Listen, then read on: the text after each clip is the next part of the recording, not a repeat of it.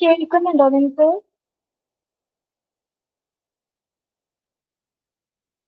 Hello. Okay.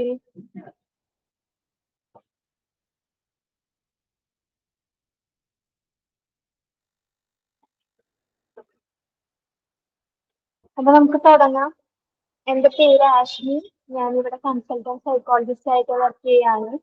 എന്റെ വീട് തൃശ്ശൂരാണ്. അപ്പൊ ഞാൻ പറയുന്നതിൽ എന്തെങ്കിലും മനസ്സിലാവാത്തതോ സ്പീഡ് കൂടുന്നുണ്ടെന്ന് നിങ്ങൾക്ക് തോന്നുകയാണെങ്കിലോ എന്റെ അടുത്തൊന്ന് പറയണം കേട്ടോ.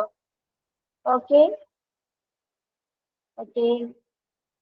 അപ്പൊ ഞാൻ എടുക്കാൻ പോകുന്നത് 6ാമത്തെ യൂണിറ്റ് ആണ്. അപ്പൊ 5ാമത്തെ യൂണിറ്റ് വരെ അഫാമാൻ എടുത്തിട്ടുണ്ട്. അപ്പൊ ഇതിന്റെ കണ്ടിന്യൂസ് ആയിട്ട് 6ാമത്തെ യൂണിറ്റ് തൊട്ടാണ് ഞാൻ എടുക്കുന്നത്. 6ാമത്തെ യൂണിറ്റ് വേൾഡ് സിസ്റ്റം തിയറി. ഞാനിവിടെ സ്ക്രീൻ ഷെയർ ചെയ്യുന്നത് എല്ലാവർക്കും കാണുന്നില്ലേ? ഓക്കെ.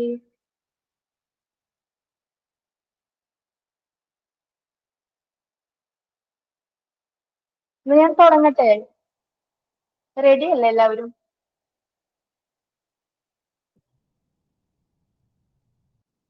വേൾഡ് സിസ്റ്റം തിയറി എന്നാണ് 6ാമത്തെ യൂണിറ്റിന്റെ പേര്. അപ്പൊ ഇതൊരു തിയറിയാണ്. ഈ തിയറി കൊണ്ടുവന്നത് ഇമ്മാനുവൽ വാളസ്റ്റെയിൻ എന്ന് പറഞ്ഞൊരു പുള്ളിയാണ്. അദ്ദേഹം ഈ തിയറി കൊണ്ടുവന്നത് 1970-ലാണ്. ഈ തിയറി ഈ ഇമ്മാനുവൽ വാളസ്റ്റെയിൻ എന്ന് പറയുന്ന ആളൊരു അമേരിക്കൻ സോഷ്യോളജിസ്റ്റും ഒരു എക്കണോമിക് ഹിസ്റ്റോറിയനുമാണ്. അപ്പൊ ആളാണ് ഈ വേൾഡ് സിസ്റ്റം തിയറി എന്ന് പറയുന്ന തിയറി കൊണ്ടുവന്നത്. ഈ തിയറി കൊണ്ടുവന്നപ്പോ ആള് മെയിൻ ആയിട്ട് ഉദ്ദേശിച്ചത് എന്താന്ന് വെച്ച് കഴിഞ്ഞാൽ നമ്മുടെ നമ്മുടെ റീജിയൻസും കൺട്രീസും ഒക്കെ എത്രത്തോളം എക്കണോമിക്കലി കണക്റ്റഡ് ആണ്, സമ്പദ് വ്യവസ്ഥ എത്രത്തോളം കണക്റ്റഡ് ആണ്, അതേപോലെ തന്നെ ഈ നമ്മുടെ ഗ്ലോബൽ സിസ്റ്റം എന്ന് പറയുന്നത് എത്രത്തോളം ഇന്റർ കണക്റ്റഡ് ആണെന്നാണ് ഈ തിയറിയിലൂടെ ആള് നോക്കുന്നത്. അപ്പൊ ഈ തിയറി വേൾഡ് സിസ്റ്റം തിയറി എന്ന് പറയുന്നത് ആള് കുറച്ച് ബുക്കുകൾ പബ്ലിഷ് ചെയ്തിട്ടുണ്ട്. ഒരു 1974 ആള് ബാലൻസ്.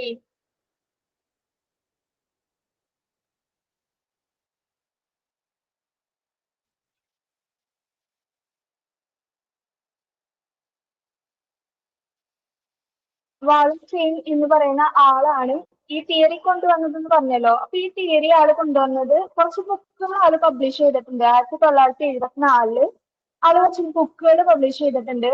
അതിന്റെ പേരുകളാണ് ഇവിടെ കൊടുത്തിരിക്കുന്നത്. The rights and future demands of the world capitalist system, concept for comparative analysis published and the modern world system 1, പിന്നെ capitalist agriculture and the origins of the European world economy in the 15th century. ഈ ബുക്കുകളാണ് 1974 publish ചെയ്തത്.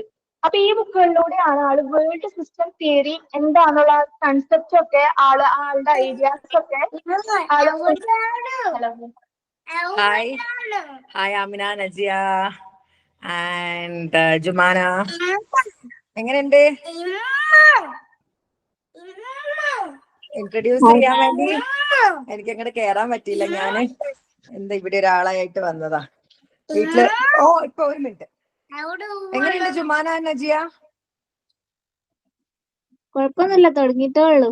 Okay കേട്ടോ. അപ്പൊ ആഷ്മിയുടെ first class ആണ്, നിങ്ങളെ support ചെയ്യാട്ടോ. അപ്പൊ ഇംപ്രൂവ് ആയിട്ട് അങ്ങ് വരും. ഇംപ്രൂവ്ഡ് ആണ്, എന്നാലും ഫസ്റ്റ് ആയിട്ട് ക്ലാസ് എടുക്കുന്നതിന്റെ ആയിട്ടുണ്ടാവും. അപ്പൊ എന്താ പറയാ, ഡു സപ്പോർട്ട്. ഓക്കെ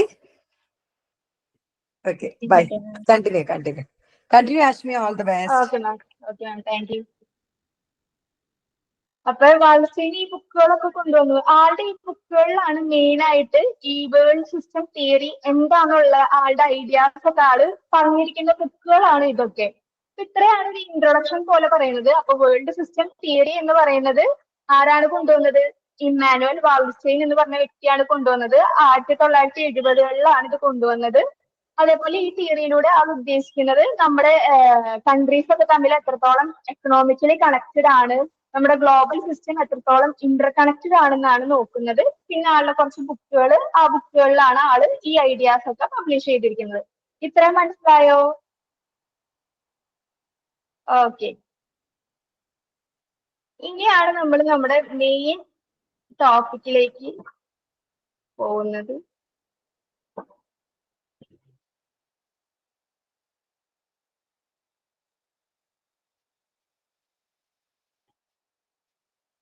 നമ്മുടെ മെയിൻ ടോപ്പിക് ഇതിലാകെ ഈ യൂണിറ്റിൽ ആകെ ഈ ഒരു ടോപ്പിക് മാത്രമേ ഉള്ളൂ. A historical perspective on the capitalist world economy origin and development.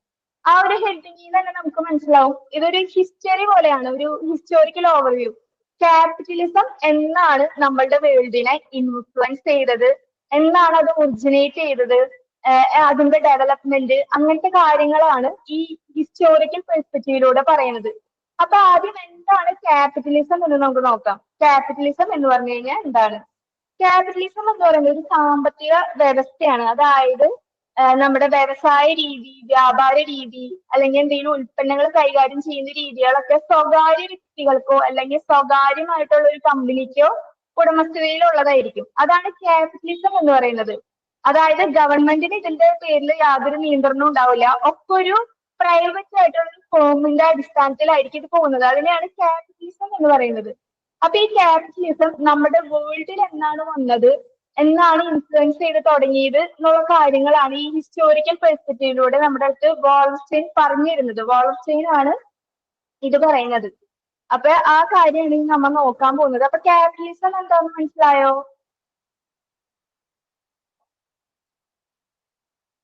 ആരെങ്കിലും?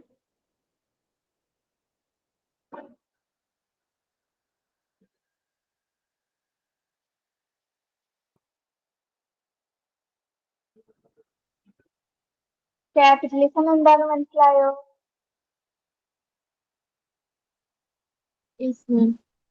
ഓക്കെ. ഞാൻ പറയുന്നത് എന്തെങ്കിലും മനസ്സിലായില്ലെങ്കിൽ അപ്പൊ തന്നെ പറഞ്ഞോളൂ കേട്ടാ. ഓക്കെ. അപ്പൊ ക്യാപിറ്റലിസം എന്താന്ന് പറഞ്ഞു. ഇനി അത് അതിന്റെ ഒരു ഹിസ്റ്ററി പോലെയാണ് ഇനി പറയുന്നത്. അപ്പൊ വാൾസ്റ്റൈൻ നമ്മുടെ ക്യാപിറ്റലിസം എന്നാണ് നമ്മുടെ വേൾഡില് ഒറിജിൻ ചെയ്തത്, ജീവിച്ചത് അല്ലെങ്കിൽ ഉത്ഭവിച്ചത് എന്നുള്ള കാര്യം തൊട്ടാണ് പറയുന്നത്.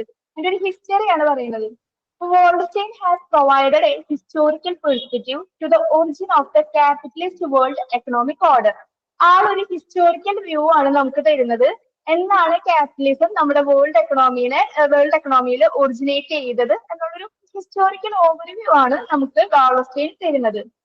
According to him, capitalist mode of production has shaped the world economy since the 15th century, bringing to fore market trade. അതായത് ആളുടെ അഭിപ്രായത്തിൽ നമ്മുടെ ക്യാപിറ്റലിസം നമ്മുടെ വേൾഡ് എക്കണോമിനെ ഷേപ്പ് ചെയ്തത് 16ാം നൂറ്റാണ്ടിലാണെന്നാണ് പറയുന്നത്. 15th സെഞ്ചുറിയിലാണ് ക്യാപിറ്റലിസം നമ്മുടെ വേൾഡിൽ ഒറിജിനേറ്റ് ചെയ്തത്, ഉത്ഭവിച്ചത്, നമ്മുടെ വേൾഡ് എക്കണോമിനെ ഷേപ്പ് ചെയ്തത് എന്നൊട്ടാണ് 16ാമത്തെ സെഞ്ചുറി തൊട്ടാണെന്നാണ് പറയുന്നത്. He sees the world economy as an economically integrated whole with a single division of labor while including distinct cultural and political system. അത് പറയാണ് നമ്മുടെ എക്കണോമി എന്ന് പറയുന്നത് ഒരു സിംഗിൾ ഇന്റർ കണക്റ്റഡ് സിസ്റ്റം ആണ്. ഒരുപാട് കൺട്രീസ് തമ്മിൽ എക്കണോമിക്കലി അങ്ങോട്ടും ഇങ്ങോട്ടും കണക്റ്റഡ് ആണ്. ഇപ്പൊ ഇന്ത്യ അമേരിക്കയിൽ നിന്ന് സാധനങ്ങൾ വാങ്ങുന്നുണ്ട്, അതേപോലെ അമേരിക്ക ഇപ്പൊ എന്തെങ്കിലും ആവശ്യത്തിനായിട്ട് നമ്മുടെ ഇന്ത്യയിലേക്ക് വരുന്നുണ്ട്. അങ്ങനെ എക്കണോമിക്കലി കണക്റ്റഡ് ആണ്.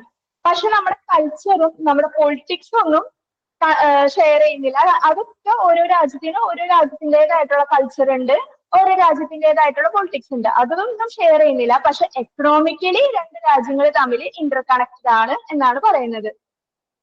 അടുത്തത് പറയുകയാണെങ്കിൽ വാളർസ്റ്റൈൻ traces the origin of capitalism in northern Europe as an unintended consequence of long drawn out crisis of feudalism.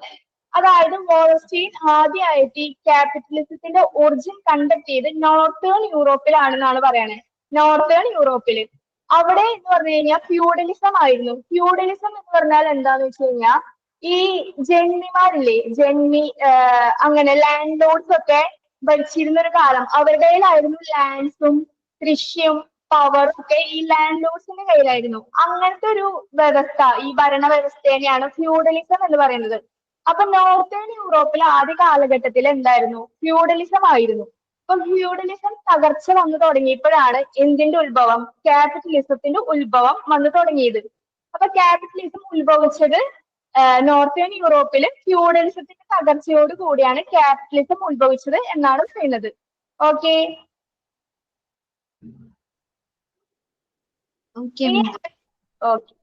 ഇനി അടുത്തതായിട്ട് പറയുന്നത് എന്താന്ന് വെച്ച് കഴിഞ്ഞാൽ Europe readily embraced capitalism to emerge strong industrially and technologically and used it to establish its dominance and hegemony in the world economic order. അതായത് capitalism northern യൂറോപ്പിലാണ് നമ്മൾ ആദ്യം വന്നത് എന്ന് പറഞ്ഞല്ലോ.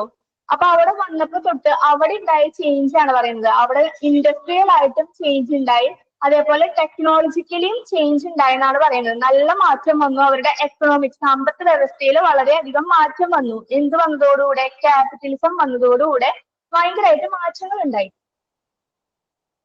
ഇനി അത് കഴിഞ്ഞിട്ട് പറയാണ്, Europe Europe's colonial and imperialistic projects are testimony to the worldwide spread of capitalist economic order by it, causing development of underdevelopment in many of the developing countries of the world.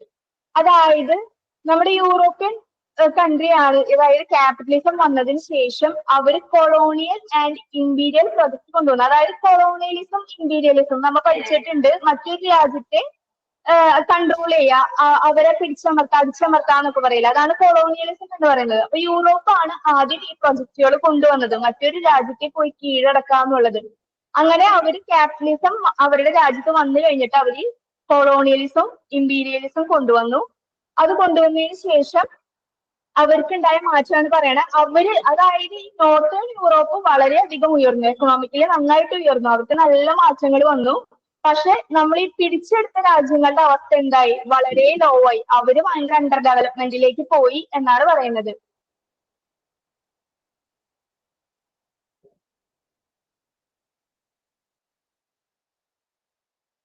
Europe set on the path of industrialization and technological development in order to trade around the world. അവര് ഇൻഡസ്ട്രിയലൈസേഷനും technological ഡെവലപ്മെന്റും ഒക്കെ കൊണ്ടുവന്നു. എന്തിന്? അവർക്ക് trade, വ്യാപാരം, world മൊത്തമുള്ള trade അവർക്ക് കൈയടക്കി വെക്കാനായിട്ട് അവർ ഇൻഡസ്ട്രിയലൈസേഷനും technological development ഒക്കെ കൊണ്ടുവന്നു എന്നാണ് പറയുന്നത്.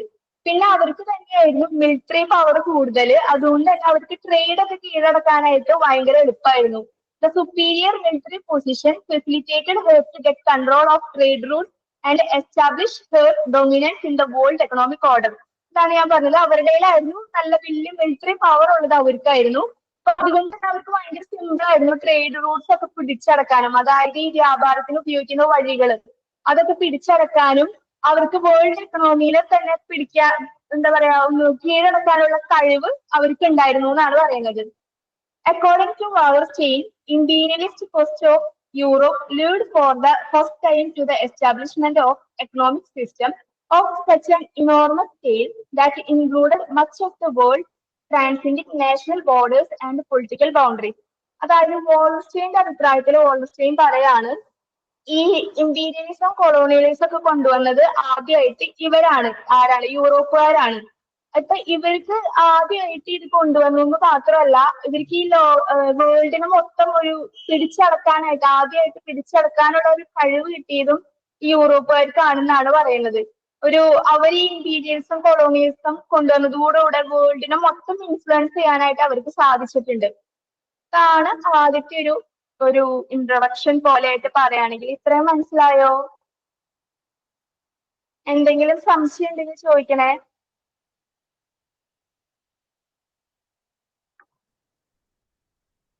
സ്പീഡ് കൂടുന്നുണ്ടോ? ഇല്ല മാം.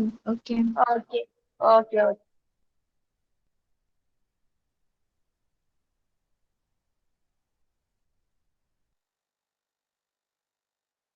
ഇനി അടുത്തത് പറയാണ്, ഇത് കുറച്ചും കൂടി, അതായത് ക്യാപിറ്റലിസം നോർത്തേൺ യൂറോപ്പിൽ വന്നു, ഇത് കുറച്ച് മാറ്റി വെക്കുക. ഇനി അടുത്തത് വേറൊരു ഹിസ്റ്ററി പോലെ പറയുന്നേ.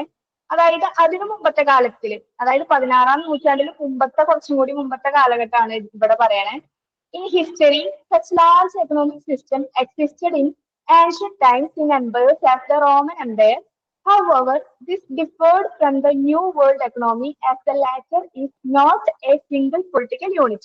അതായത് ആദ്യ കാലഘട്ടങ്ങളിൽ, ആൻഷ്യന്റ് ടൈംസ്, പുരാതന കാലഘട്ടങ്ങളിൽ ഒരു ലാർജ് ആയിട്ടുള്ള എക്കണോമിക് സിസ്റ്റം ഉണ്ടായിരുന്നത് റോമൻ എംപയർ ആയിരുന്നു. അതായത് റോമൻ സാമ്രാജ്യത്തിനായിരുന്നു എന്നാണ് പറയുന്നത്.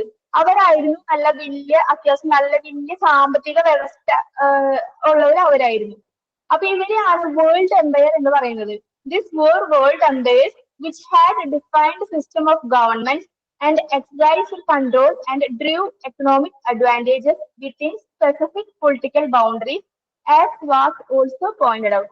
അതായത് ഇവിടെയാണ് വേൾഡ് എംപയേഴ്സ് റോമൻ എംപയേഴ്സിനായിരുന്നു എന്ത് ലാർജ് എക്കണോമിക് സിസ്റ്റം ഉണ്ടായിരുന്നത് ആദ്യ കാലഘട്ടത്തിൽ. ഇവരായിരുന്നു വേൾഡ് എംപയേഴ്സ് എന്ന് അറിയപ്പെട്ടിരുന്നത്. അതുപോലെ തന്നെ ഇവർക്ക് സ്ട്രക്ചേർഡ് ആയിട്ടുള്ള ഗവൺമെന്റ്സ് ആയിരുന്നു ഉണ്ടായിരുന്നത്. എല്ലാ അതിർത്തികളും ഇവർക്ക് ഭരിക്കാനുള്ള അവരുടെ കൺട്രോളിലായിരുന്നു. എല്ലാ ബൗണ്ടറീസും അവർ ഭരിച്ചിരുന്നതെന്നാണ് പറയുന്നത്. ഇവർക്ക് എല്ലാ തരത്തിലുള്ള എക്കണോമിക് അഡ്വാൻറ്റേജസും ഉണ്ടായിരുന്നു. ഇവരുടെ ഒരു നല്ല വലിയ കൺട്രോൾ ഉണ്ടായിരുന്നു. കാരണം ഇവർക്ക് അത്യാവശ്യം നല്ല ലാർജ് എക്കണോമിക് സിസ്റ്റം ഉണ്ടായിരുന്നുകൊണ്ട് തന്നെയാണ് അത് ഉണ്ടായത്.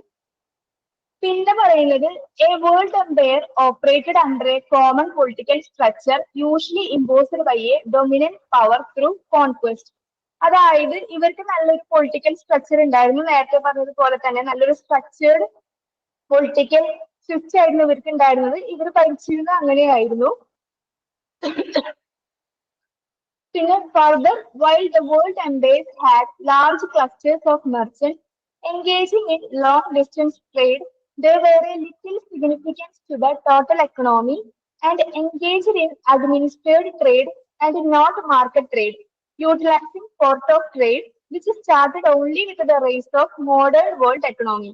അതായത് ഇവരുടേതായിരുന്നു വേൾഡ് ട്രേഡിന്റെ കുറച്ച് ഭാഗങ്ങൾ ഇവരുടേലുണ്ടായിരുന്നു. അതായത് ലോകം മൊത്തം ഇവർക്ക് ട്രേഡ് വ്യാപാരം ഉണ്ടായിരുന്നു. പക്ഷെ ഇവരുടെ ഒരു പ്രശ്നം എന്ന് പറഞ്ഞു കഴിഞ്ഞാൽ ഇവരുടെ ലോങ് ഡിസ്റ്റൻസ് ട്രേഡ് ഉണ്ടായിരുന്നു എങ്കിലും ഇവർക്ക് ഇഷ്ടമുള്ള രീതിയിലാണ് വ്യാപാരം നടത്തിയിരുന്നത്. ഇപ്പൊ ലോങ് ഡിസ്റ്റൻസ് ട്രേഡ് എന്ന് പറഞ്ഞു കഴിഞ്ഞാൽ ഈ ഒരുപാട് അതായത് കൺട്രീസ് ടു കൺട്രീസ് അങ്ങനെ ലോങ് ഡിസ്റ്റൻസ് ആയിട്ട് ട്രേഡ് വ്യാപാരം നടത്തുന്നത് അത് ഇവർക്ക് ഉണ്ടായിരുന്നു. പക്ഷെ ഇവരുടെ എന്ന് പറഞ്ഞു കഴിഞ്ഞാൽ മാർക്കറ്റ് ട്രേഡ് ആയിരുന്നില്ല, അഡ്മിനിസ്ട്രേറ്റഡ് ട്രേഡ് ആയിരുന്നു എന്നാ പറഞ്ഞ. മാർക്കറ്റ് ട്രേഡ് എന്ന് പറഞ്ഞു കഴിഞ്ഞാൽ ഇന്നത്തെ മാർക്കറ്റിന്റെ വില അനുസരിച്ച് സാധനങ്ങൾ വ്യാപാരം ചെയ്യാം. പക്ഷെ ആ ഒരു സിസ്റ്റം അല്ല ഇവർ ഈ റോമൻ എംപയർ യൂസ് ചെയ്തിരുന്നത്. അവർ അഡ്മിനിസ്ട്രേറ്റഡ് ട്രേഡ് ആണ് യൂസ് ചെയ്തിരുന്നതെന്നാണ് പറയുന്നത്. അഡ്മിനിസ്ട്രേറ്റഡ് ട്രേഡ് എന്ന് പറഞ്ഞു കഴിഞ്ഞാൽ അവർക്ക് ഇഷ്ടമുള്ളവർക്ക് അവര് വ്യാപാരം നടത്തും. പൈസ കൂടുതൽ തരുന്നവർക്ക് സാധനങ്ങൾ കൊടുക്കുക അല്ലെ, അങ്ങനെയൊന്നല്ല അവർ ചിന്തിക്കുന്നത്. അവർക്ക് ഇഷ്ടമുള്ളവർ ആരാണോ അവർക്കാണ് അവര് വ്യാപാരം നടത്തുന്നത്. അതാണ് ഈ വരിയിലൂടെ പറയുന്നത്. The world empires were predominantly redistributive economic forms. Contrarily, the rise of modern capitalism leads to the emergence of a world economy and growing predominance of market trade, which had its limits beyond political and administrative boundaries of any one empire. അതായത് ഈ റീഡിസ്ട്രിബ്യൂട്ടീവ് economic forms എന്ന് പറഞ്ഞു കഴിഞ്ഞാൽ ഞാൻ നേരത്തെ പറഞ്ഞില്ലേ, redistribution എന്ന് പറഞ്ഞു കഴിഞ്ഞാൽ ഇവർക്ക് ഇഷ്ടമുള്ളവർക്കാണ് ഇവർ വ്യാപാരം നടത്തുന്നത്. ആ ഒരു ഫോമിനെയാണ് റീഡിസ്ട്രിബ്യൂട്ടീവ് എക്കണോമിക് ഫോം എന്ന് പറയുന്നത്. അതായത് ഇവർക്ക് ലോങ് ഡിസ്റ്റൻസ് ട്രേഡ് ഉണ്ട്, പക്ഷെ ഇവർക്ക് ഇഷ്ടമുള്ള ആൾക്കാർക്ക് വ്യാപാരം നടത്തും. കാശ് കൂടുതൽ തരാം അല്ലെങ്കിൽ മണി കൂടുതൽ തരാം എന്ന് പറയുന്നവർക്കല്ല, അവർക്ക് ആവശ്യമുള്ളവർക്ക് അവർ വ്യാപാരം നടത്തുന്നു. അതും അവർക്ക് ഇഷ്ടമുള്ള സ്ഥലങ്ങളിൽ വെച്ചാണ് അവർ വ്യാപാരം നടത്തുന്നത്. അതാണ് അവരുടെ ഒരു ഡ്രോബാക്ക് പോലെ പറയാനുണ്ടായിരുന്നത്. മാർക്കറ്റ് ട്രേഡിലല്ല, അഡ്മിനിസ്ട്രേറ്റഡ് ട്രേഡ് യൂസ് ചെയ്തിട്ടാണ് അവര് വ്യാപാരം നടത്തിയിരുന്നത്. ഇത്രയും മനസ്സിലായോ?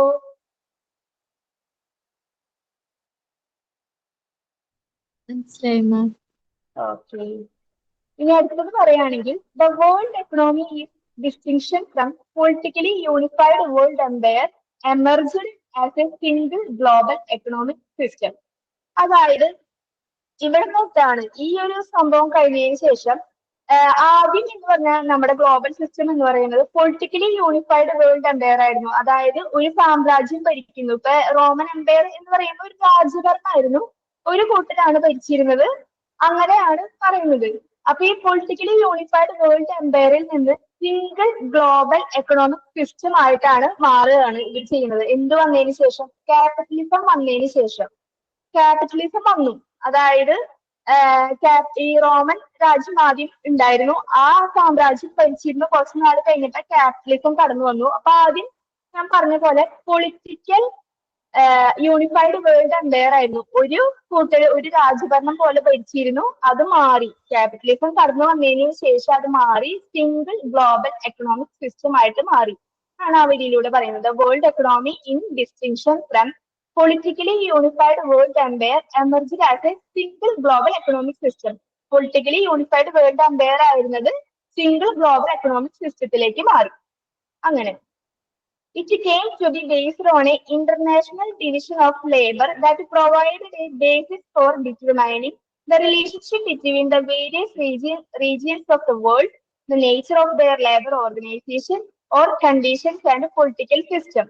അതായത് ഇത് കഴിഞ്ഞിട്ട് ഇവര് ഡിവിഷൻ ഓഫ് ലേബർ കൊണ്ടുവന്ന കാര്യമാണ് പറയുന്നത്. അതായത് തൊഴിൽ വിഭജനം. ഇവര് ഈ രാജ്യങ്ങൾ ഓരോ രാജ്യങ്ങൾക്കനുസരിച്ച് തൊഴിൽ വിഭജനം കൊണ്ടുവന്ന് ഏത് രാജ്യങ്ങൾ ഏത് തരത്തിലുള്ള ജോലി ചെയ്യണം, അങ്ങനെയുള്ള തൊഴിൽ വിഭജനങ്ങൾ ഇവർ കൊണ്ടുവന്നു. ഇത് കൊണ്ടുവന്നതിന് ശേഷമാണ് ഏതൊക്കെ റീജിയൻസ് ഏതൊക്കെ തരത്തിലുള്ള റിലേഷൻഷിപ്പ് ആണ് കീപ്പ് ചെയ്യുന്നത്, ഏതൊക്കെ റീജിയൻസിലെ ഏതൊക്കെ തരത്തിലുള്ള പൊളിറ്റിക്കൽ സിസ്റ്റംസ് ആണ് യൂസ് ചെയ്യുന്നത്, ഏതൊക്കെ തരത്തിലുള്ള തൊഴിൽ കൂട്ടായ്മകളാണ് ഇവർ കൊണ്ടുപോകുന്നത്, അങ്ങനത്തെ കാര്യങ്ങളൊക്കെ തീരുമാനിച്ചത് ഇതിന് ശേഷമാണ്. അത് കഴിഞ്ഞിട്ട് ഈ ഒരു ഭാഗം ഭയങ്കര ഇമ്പോർട്ടന്റ് ആണ്. ഇതൊക്കെ കുറെ ഈ പാഠത്തിൽ നിന്ന് ഞാൻ ക്വസ്റ്റ്യൻ ബാങ്ക് എടുത്ത് നോക്കിയിട്ടുണ്ടായിരുന്നു. 2 ക്വസ്റ്റ്യൻസ് ഈ പാഠത്തിൽ നിന്ന് അതിൽ ചോദിച്ചിട്ടുള്ളൂ. അതിലൊരു ചോദ്യമാണ് ഇനി പറയാൻ പോകുന്നത്. അതിന്റെ ഉത്തരമാണ് പറയാൻ പോകുന്നത്. എക്കണോമിക് സോൺസ് എന്ന് പറഞ്ഞിട്ടൊരു ചോദ്യം ചോദിച്ചിട്ടുണ്ട്. ഞാൻ ഈ പാഠം കഴിഞ്ഞ് ഡിസ്കസ് ചെയ്യാം കേട്ടോ. According to Wallerstein, the International Division of Labor divided the world system into 3 broad economic zones, namely core, periphery, semi-periphery. ഇത് ഈ ഒരു ഭാഗം ഭയങ്കര ഇമ്പോർട്ടന്റ് ആണ് കേട്ടോ. ഇതിൽ പറയുന്നത് വാളസ്റ്റൈന്റെ അഭിപ്രായത്തിൽ ഞാൻ പറഞ്ഞു തൊഴിൽ വിഭജനം ഡിവിഷൻ ഓഫ് ലേബർ ഉണ്ട് എന്ന് പറഞ്ഞു. അതനുസരിച്ചാണ് നമ്മൾ ഓരോ റീജിയൻസിന് ഓരോ കൺട്രീസ് ഏത് തരത്തിലുള്ള ജോലിയാണ് ചെയ്യുന്നത്, ഏത് തരത്തിലുള്ള റിലേഷൻഷിപ്പ് ആണ് കൺട്രീസ് തമ്മിൽ കീപ്പ് ചെയ്തിരുന്നതെന്നുള്ളത് ഈ തൊഴിൽ വിഭജനത്തിന്റെ അടിസ്ഥാനത്തിലാണ് മനസ്സിലാക്കിയിരുന്നത്.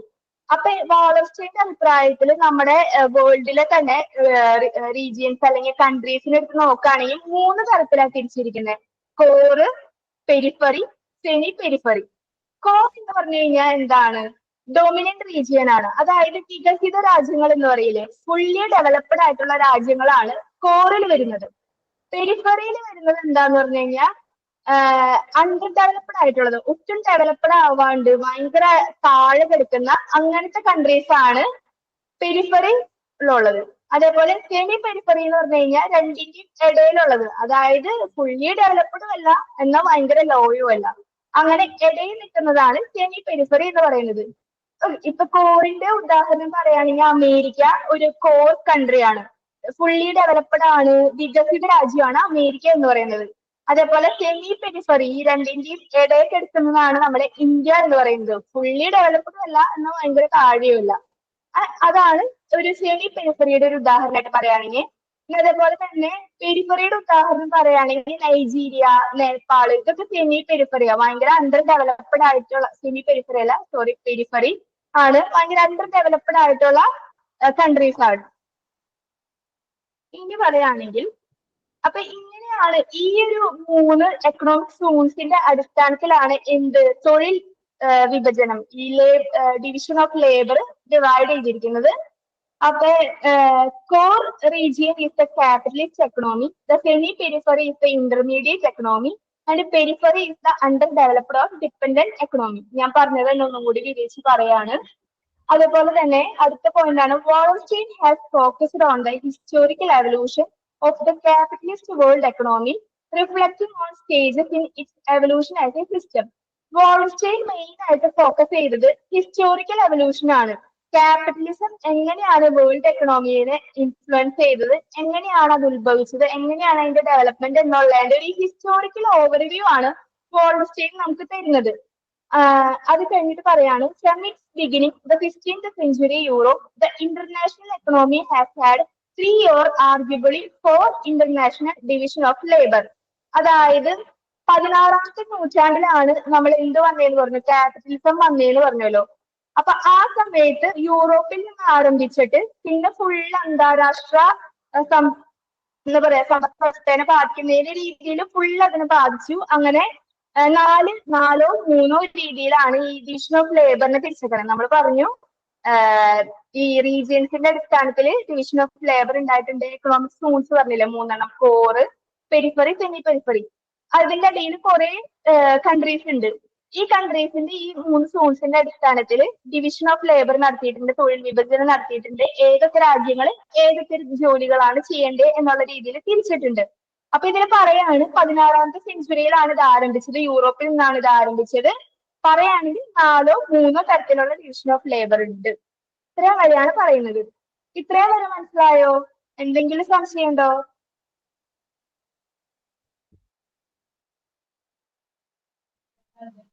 Yes ma'am. സംശയമൊന്നുമില്ലല്ലോ? ഓക്കെ അല്ലേ? ഓക്കെ ആണ്. ഓക്കെ. ഇനി പറഞ്ഞത് എന്താന്ന് വെച്ചാൽ നമ്മ പറഞ്ഞു 3 4 രീതിയിൽ ഡിവിഷൻ ഓഫ് ലേബർ, തൊഴിൽ വിഭജനം നടത്തിയിട്ടുണ്ടെന്ന് പറഞ്ഞല്ലോ. ഇനി അതെങ്ങനെയൊക്കെയാണെന്നാ പറയണേ. ഏതൊക്കെ രാജ്യങ്ങൾ ഏതൊക്കെ രീതിയിലുള്ള ജോലികളാണ് ചെയ്യുന്നത് എന്നുള്ള രീതിയിലാണ് ഇനി പറയുന്നത്. The first international division of labour, ആദ്യത്തെ ഡിവിഷൻ ഓഫ് ലേബർ ആണ് പറയുന്നത്. Spanning the early period of European colonization in the 15th century was predicted or rudimentary exchange between 4 countries and extraction from the economic periphery.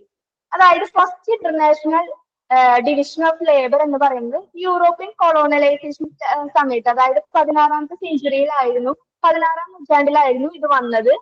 ഇതിൽ main ആയിട്ട് പറയുന്നത് core റീജിയൻസിന്റെ ജോലികളാണ് ഇതിൽ വരുന്നത്. Core countries ഏതൊക്കെയാന്ന് പറഞ്ഞാൽ America, Germany, Canada, ഇതൊക്കെ core റീജിയൻസാ, fully വികസിതമായിട്ടുള്ള രാജ്യങ്ങളാണ്. അപ്പൊ ഇവര് അവരുടെ ഇത് കേൾക്കുമ്പോ തന്നെ അറിയാം അവർ എന്തൊക്കെ ജോലികളായിരിക്കും ആ കാലത്ത് ചെയ്തിട്ടുണ്ടാവാന്നുള്ളത്. അവരുടെ എക്കണോമിക് സമ്പത്ത് വ്യവസ്ഥ വർദ്ധിക്കാനുള്ള രീതിയിലുള്ള ജോലികളായിരിക്കും അവർ ചെയ്തിട്ടുണ്ടാവാം.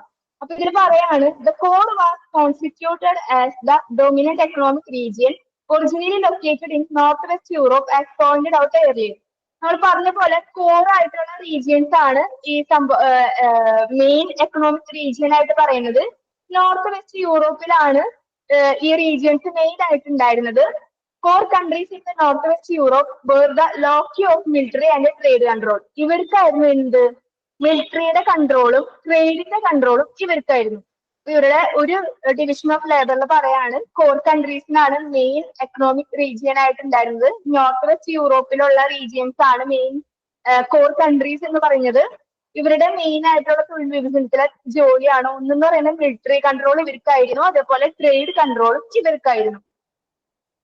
ഇനി അടുത്തത് പറയാണ് this nations were engaged in specialised agricultural, mineral and basic commodity production which was traded with nearby countries.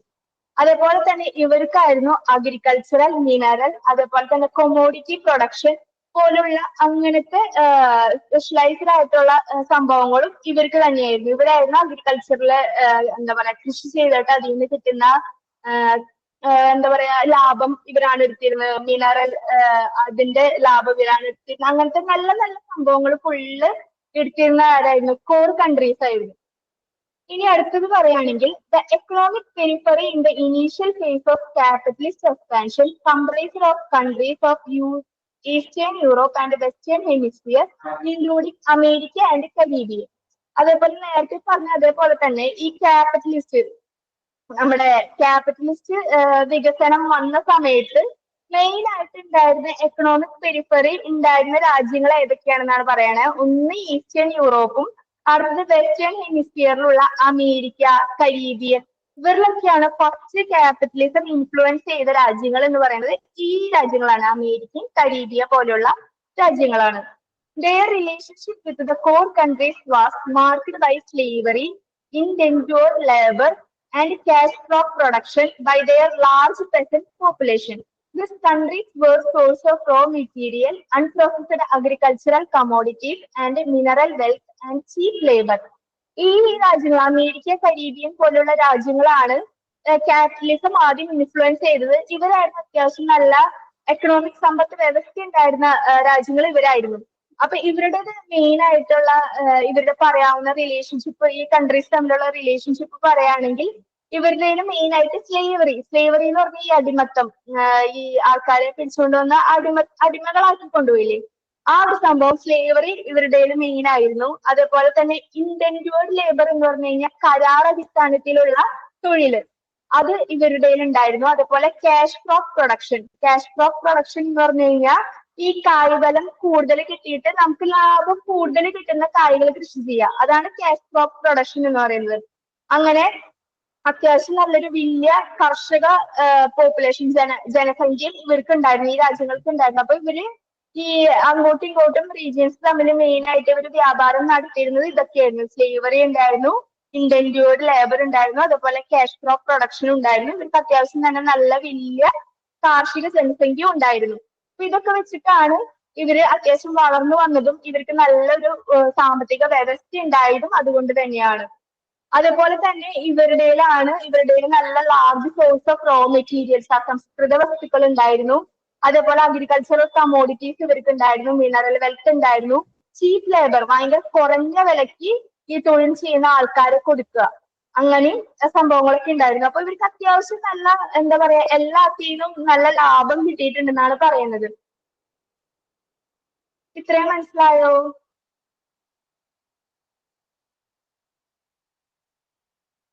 Okay.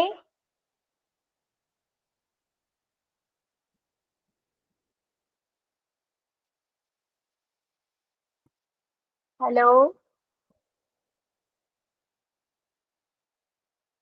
Yes ma'am, okay ആണ്.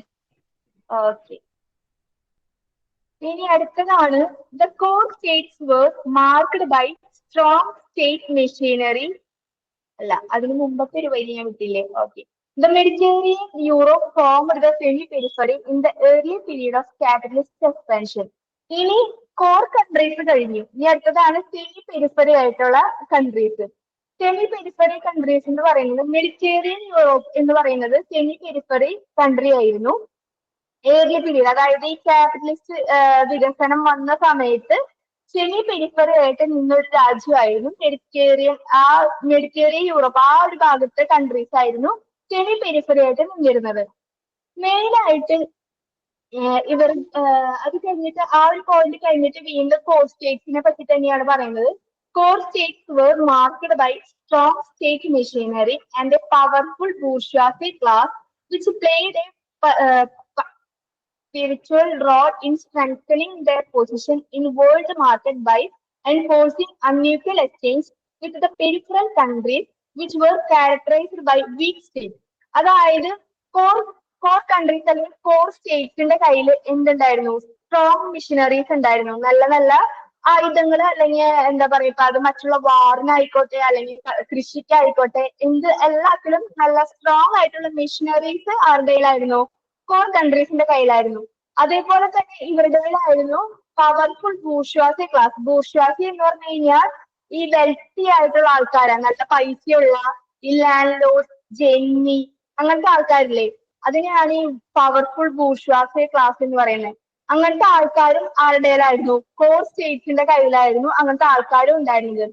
അത് ഇങ്ങനെ, അതായത് ഇവരുടെ ഈ strong missionary, strong bourgeoisie class ഉണ്ടായതുകൊണ്ട് തന്നെ ഇവർക്ക് എന്തായി ഈ വേൾഡ് മാർക്കറ്റിൽ ഇവരുടെ പൊസിഷൻ ഭയങ്കര സ്ട്രെങ്തനിങ് ചെയ്യാൻ പറ്റി. ഇവരുടെ ആ ഒരു സ്ഥാനം ഒന്നും കൂടി ഉറപ്പിക്കാനായിട്ട് പറ്റി. ഇവര് ഭയങ്കര കോർ ആയിട്ടുള്ള കൺട്രി ആണെന്നുള്ളത് ഒന്നും കൂടി ഉറപ്പിക്കാനായിട്ട് പറ്റി ഇവരുടെ ഈ സംഭവങ്ങളൊക്കെ ഉള്ളത് കൊണ്ട്. ഇനി അടുത്തത് പറയുകയാണെങ്കിൽ a further consolidation of Europe world economy is witnessed in second stage of the modern world economy in the 18th century. നമ്മൾ ആദ്യത്തെ ഡിവിഷൻ ഓഫ് ലേബർ, അതല്ലെങ്കിൽ ആദ്യത്തെ ഒരു സ്റ്റേജ് പറഞ്ഞു, ഒരു ഇനീഷ്യൽ സ്റ്റേജ് നമ്മൾ പറഞ്ഞു. ഇനി അടുത്തതാണ് സെക്കൻഡ് സ്റ്റേജ്. സെക്കൻഡ് സ്റ്റേജ് എന്ന് പറഞ്ഞാൽ 16ാമത്തെ സെഞ്ചുറി കഴിഞ്ഞു 18th സെഞ്ചുറിയിലേക്ക് കടക്കുകയാണ്. ക്യാപിറ്റലിസം വന്നു, അത് അത്യാവശ്യം യൂറോപ്യൻ കൺട്രീസിലൊക്കെ നന്നായിട്ട് എന്താ പറയാ ഫുള്ളായിട്ട് പടർന്നു. അത്യാവശ്യം അവര് നല്ല കോർ കൺട്രീസ് ആയി. ഇനി അടുത്തത് 18ാമത്തെ സെഞ്ചുറിയിലേക്ക് വരികയാണ്. ഇവിടെയാണ് നമ്മുടെ സെക്കൻഡ് സ്റ്റേജ് വന്നത്. Second stage of modern world economy ഉത്ഭവിച്ച സമയമാണ് നമ്മുടെ European world economy. Second stage എന്താ പറയാ കണ്ടു, അങ്ങനെ ഒരു ഉത്ഭവിച്ചു എന്നുള്ള രീതിയിൽ പറയാണ്. ഈ സ്റ്റേജിൽ, സെക്കൻഡ് സ്റ്റേജിൽ 18ാമത്തെ സെഞ്ചുറിയിൽ ആരംഭിച്ചു എന്ന് നമ്മൾ പറഞ്ഞു. ഈ സ്റ്റേജിൽ നമ്മൾ കാണുന്നത് എന്താണെന്ന് വെച്ച് കഴിഞ്ഞാൽ ബ്രിട്ടൻ ആണ് ഇവിടെ മെയിൻ ആയിട്ട് പറയുന്നത്. നമ്മുടെ നെതർലാൻഡ്സിനെയൊക്കെ നെതർലാൻഡ്സ് ആയിരുന്നു ആ ഒരു സമയത്ത് അത്യാവശ്യം നല്ല ഉയർന്ന സാമ്പത്തിക വ്യവസ്ഥയുള്ള ഒരു നെതർലാൻഡ്സ് ആയിരുന്നു. അവരെ തട്ടി മറിച്ചുകൊണ്ട് ബ്രിട്ടൻ ഉയർന്നു വരികയാണ്. ഈ 18ാമത്തെ സെഞ്ചുറിയിൽ ബ്രിട്ടൻ ഉയർന്നു വരികയാണ്. നമ്മുടെ ആരെ ഇത് ചെയ്തിട്ട് നെതർലാൻഡ്സിനെ മാറ്റിക്കൊണ്ട് ബ്രിട്ടൻ ഉയർന്നു വന്നു 18ാമത്തെ സെഞ്ചുറിയിൽ. ഇപ്പൊ ബ്രിട്ടൻ ആണ് ഇപ്പൊ നല്ല എക്കണോമിക് സമ്പത്ത് വ്യവസ്ഥയുള്ളത്. ഇപ്പൊ ബ്രിട്ടൻ ആണ്. അതേപോലെ Britain was also able resist French attempt to establish it economically strong.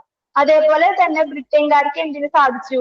ഫ്രഞ്ചുകാര് ഒന്ന് ഉയർന്നു വരാൻ ശ്രമിച്ചിട്ടുണ്ടായിരുന്നു. ഫ്രഞ്ചുകാർക്ക് നല്ല ഉയർന്ന സാമ്പത്തിക വ്യവസ്ഥ, നല്ല ഉയർന്നു നിൽക്കാനുള്ളൊരു അവസരം വന്നിട്ടുണ്ടായിരുന്നു. അപ്പൊ അവരതിന് ശ്രമിക്കുകയും ചെയ്തു. പക്ഷെ ബ്രിട്ടൻ എന്ത് ചെയ്തു? ബ്രിട്ടൻ അതിനെയും അടിച്ചമർത്തിയിട്ട് കളഞ്ഞു. അപ്പൊ ഇപ്പൊ ബ്രിട്ടൻ ആണ് നല്ല ഉയർന്ന സാമ്പത്തിക വ്യവസ്ഥയായിട്ട് നിൽക്കുന്നത്.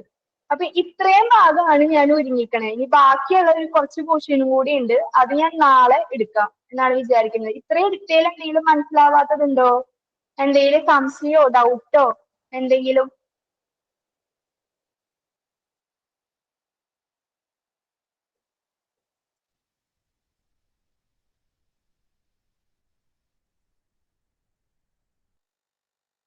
എന്റെ ക്ലാസ് മനസ്സിലാവുന്നുണ്ട്. ഞാൻ ഇതിന് എന്തെങ്കിലും മാറ്റങ്ങൾ വരുത്താനോ സ്പീഡ് കുറയ്ക്കാനോ എന്തെങ്കിലും ഉണ്ടോ? സജഷൻസ് ഉണ്ടോ?